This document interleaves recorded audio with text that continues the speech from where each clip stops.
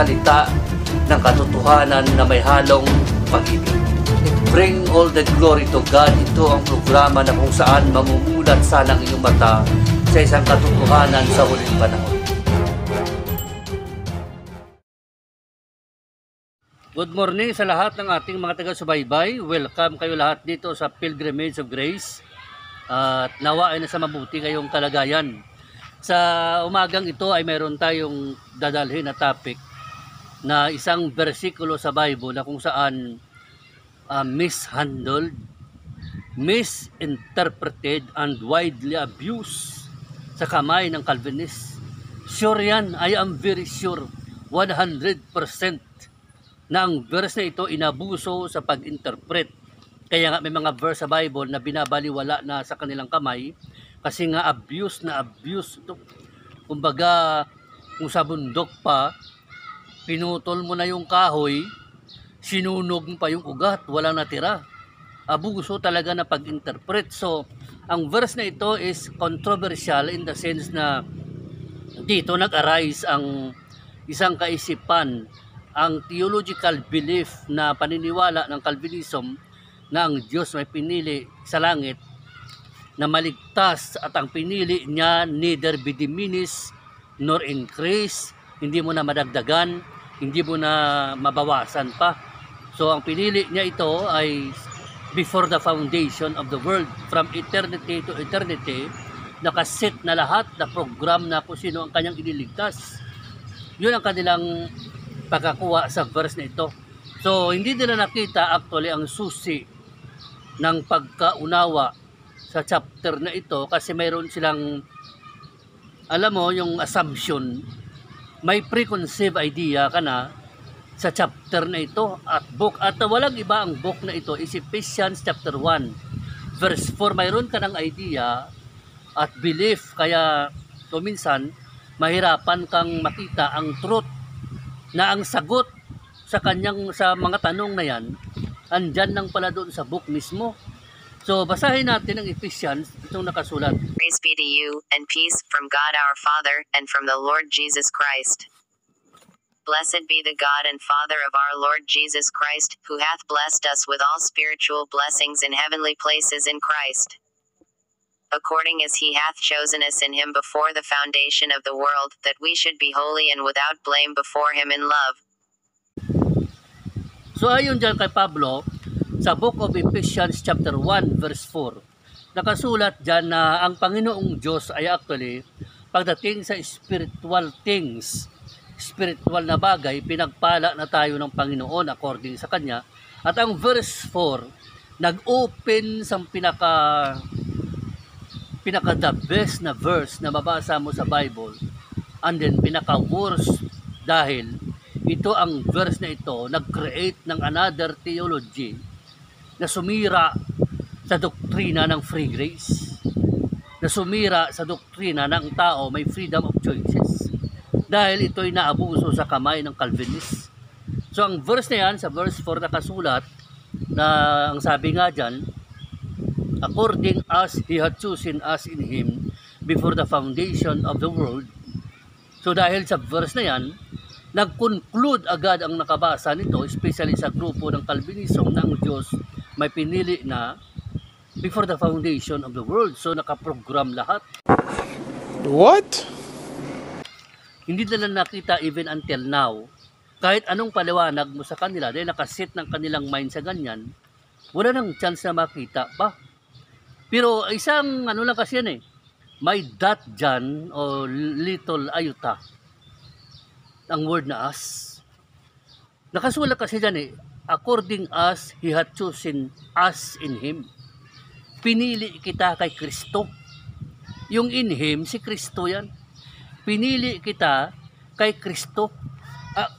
He had chosen us in him. So ang election is kay Kristo before the foundation of the world. So hindi sabi ko kasi sa kong kaibigan, sino ba yung us? Kasi sabi diyan, he had chosen us. Pinili kita Ang tanong ko sa kanya, sino yung us? Sabi niya, hindi kita.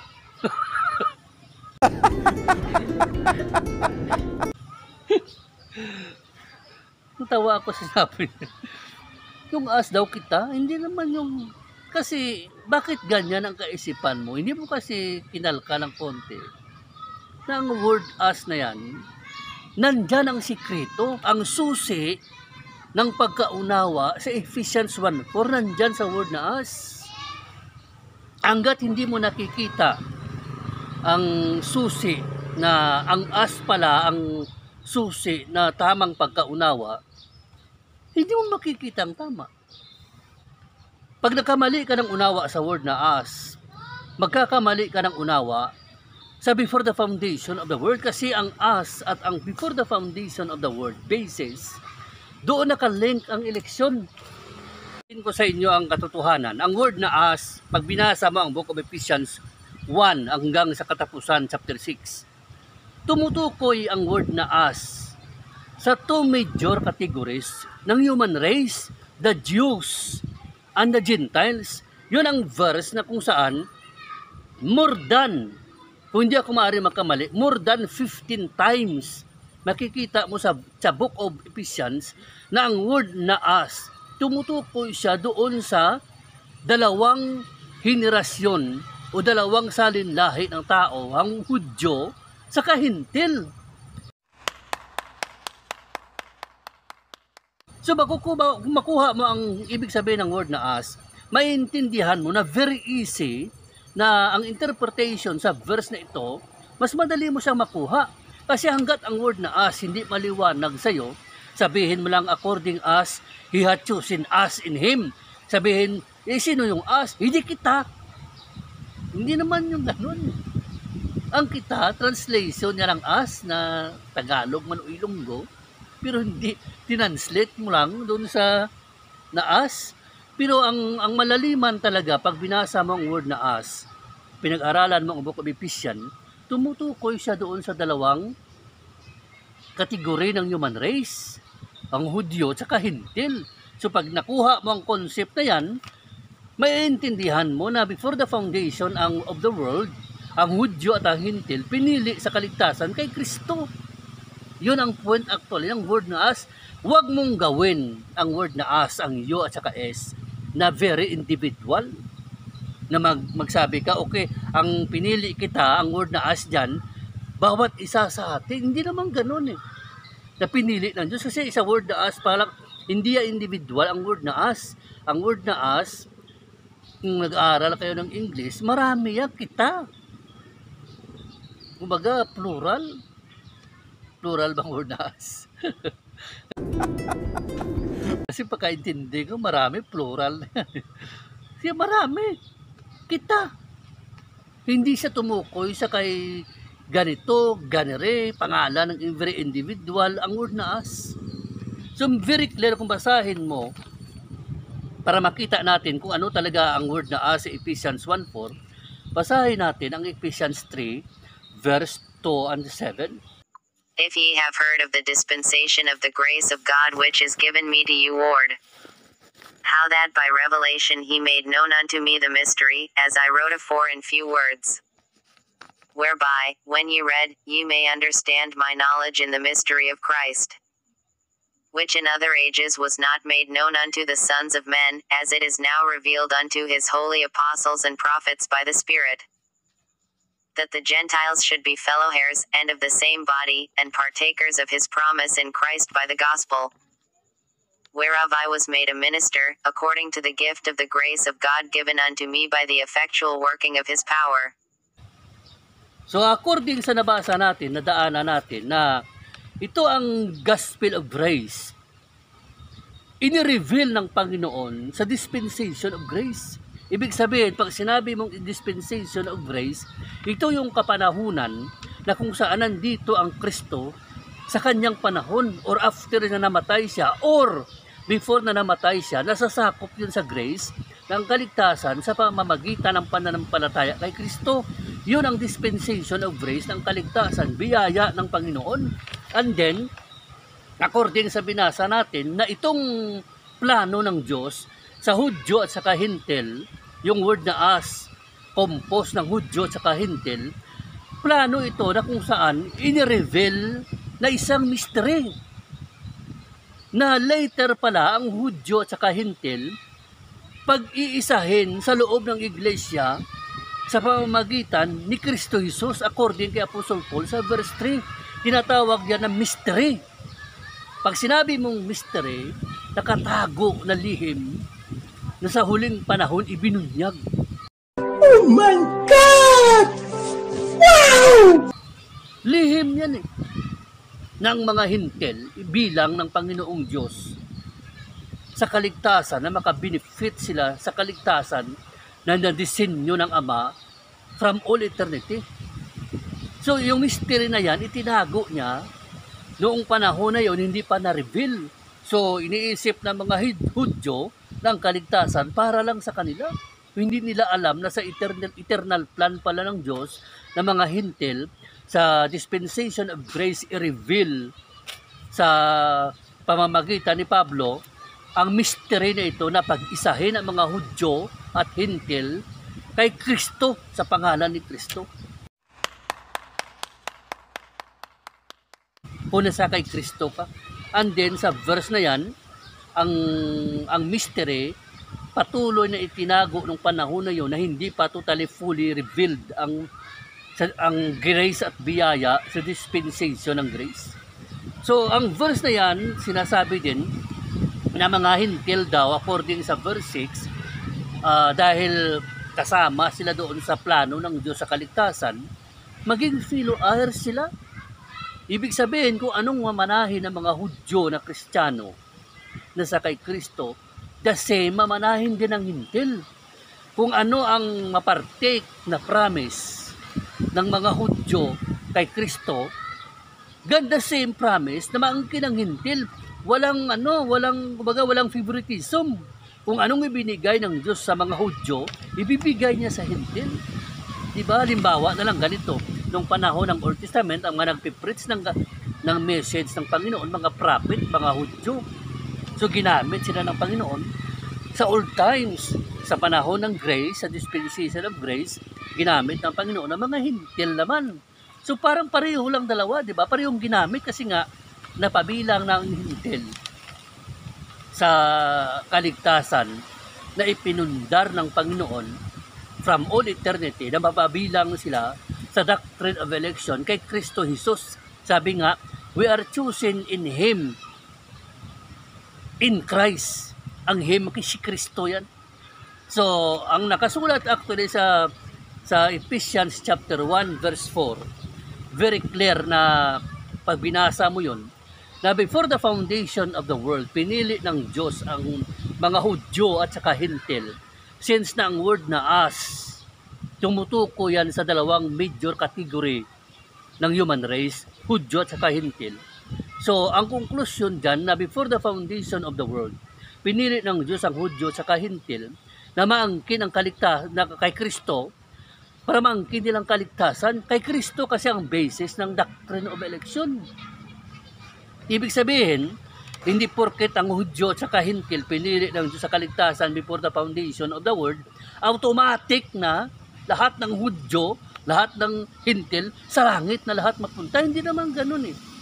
Diba? Hindi porket ang Hintil isinama sa daan ng kaligtasan, pinili ng Diyos sa kaligtasan din sa dispensation of grace, sa kanyang eternal plan, automatic lahat ng Hintil sa langit na. Kasi ang Hudyo pinili din ng Diyos sa kaligtasan, automatic na ba yun na lahat ng Hudyo sa langit na lahat napunta? Diba? Hindi naman lahat. Maraming Hudyo na impyerno, maraming Hintil na impyerno din. So ibig sabihin, hindi ibig sabihin no, na pag pinili ang Diyos ng Diyos ang tao, ang Hudyo at saka Hintil sa daan ng kaligtasan kay Kristo, hindi yun ibig sabihin lahat sila, ligtas na lahat. Man is free to accept His grace in His appointed time. Yun lang naman dyan eh. Hindi nasira dyan ang doctrine of free choice. Hindi nasira. Sovereign siya eh. And then sa verse na nakikita mo, sinasabi din ni Pablo sa verse 7, tinatawag niya itong effectual calling. Diba? Ang sabi nga dyan, si Pablo nang minister of grace at dahil dyan, ministro siya ng biyaya. So dahil ministro siya ng biyaya, every time na mag-preach si Pablo ng Gospel of Grace, bumabalik talaga yan na may tama. Walang empty. Pag lumabas ang salita ng Panginoon sa bibig ni Pablo, ang daan ng kaligtasan, mayroon siyang i-harvest. Ang tawag dun, effectual calling. Kaya kung isa kang pastor, huwag ka mag-isip na pag nag-preach ka ng gospel, walang babalik sa'yo. Mayroong babalik. Kasi nga effectual calling yan. Yun ang the best na pag ginawa ka ng Panginoon na minister of grace. Wala akong kilala na pastor na tinawag ng Diyos sa iglesia na sa isang lugar na walang bunga. Mayroon talaga, 1, 2, 3, mayroon yan. Magbilang ka lang ng isang taon, mayroon ng membre. Una, nandun siya, 2 lang member, 2 family. Paglipas ng 2 taon, 8 na. Diba? Effectual calling kasi yan, effectivity. And then, sinasabi din ng verse na yan, para makiler natin, sino itong Hudyo at Hintil na pinili ng Diyos before the foundation of the world kay Kristo sa kaligtasan, ang basis ang kanyang pag-ibig. Kung mayroon kayong book dyan, tignan nyo dun sa Ephesians chapter 1, verse 12 to 13. Di ba nakasulat dyan ang verse 12? That we should be the praise of His glory who first trusted in Christ. Basahin mo nga yung Ephesians 1:13. Ito ang nakasulat.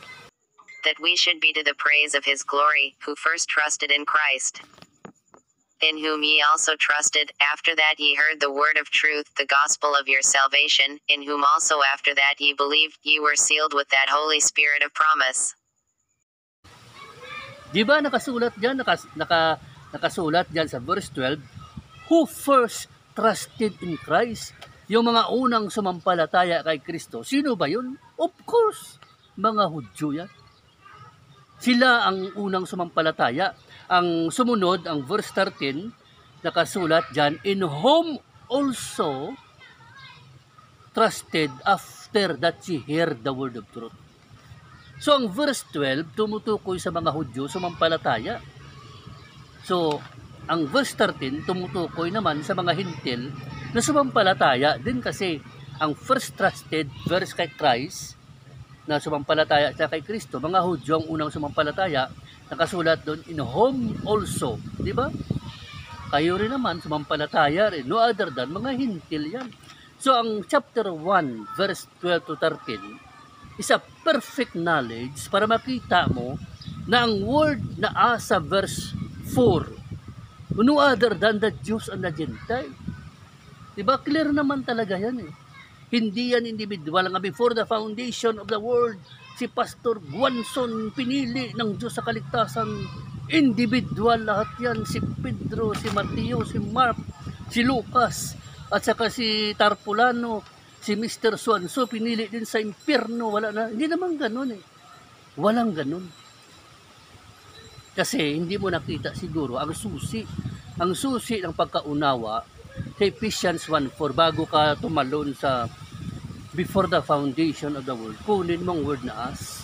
So anong ang susi ng pagkaunawa sa Ephesians 1:4? Ang word na as na composed of 2 major categories of human race, the Jew and the Gentile, based on Ephesians chapter 1, verse 12 and 13. So ang konklusyon ganito, ang Ephesians chapter 1, verse 4, tumutukoy ito sa Hudyo at Hintil na pinili ng Diyos sa kaligtasan kay Kristo before the foundation of the world. Pero hindi ibig sabihin nun, dahil pinili ng Diyos ang Hudyo at Hintil sa kaligtasan, lahat ng Hudyo, lahat ng Hintil, sa langit, lahat mapunta. Hindi kung ganun pala, walang maimpyerno kahit isa sa atin. Di ba? Hindi ganun ang interpretation. Man is left and free to accept God's free grace in a dispensation of grace. Yun ang tama. Di ba? So, hindi naman actually magulo ang Ephesians 1:4 kung tama ang iyong pag-iisip. So, ang word na as, makikita mo yan sa Book of Ephesians, counted more than 15 times. Basahin mo ang Book of Ephesians. Hanapin mo ang word na as. Nakita ko more than 15 times. At wala nang ibang tinutukoy Isa lang, the Jew and the Gentiles. Dalawa lang. Hindi siya tumutukoy kay Peter, hindi siya tumutukoy kay Judas, at lalong hindi siya tumutukoy sa akin na very individual, specific na persona. Hindi ganun. Group of people yan, group of human race. The Jews and the Gentiles. So, bago tayo mag-close, ang Ephesians 1:4, ang susi talaga ng pagkaunawa dyan, is ang Diyos, pinili niya ang Hudyo at Hintil sa kaligtasan kay Kristo before the foundation of the world. But hindi ibig sabihin nun, dahil pinili niya ang Hudyo sa Hintil sa daan ng kaligtasan, lahat ng mga Hudyo at Hintil sa langit na pupunta. Libre pa rin ang tao. Man is free to accept God's free grace in His appointed time. So maraming salamat, nawa ay mabless kayo sa ating pag-aaral. Hindi na natin sinama ang verse 6 na predestination kasi ibang usapin na rin yan. So anyway, maraming salamat sa mga sumubaybay. God bless you. To God be the glory, Lord.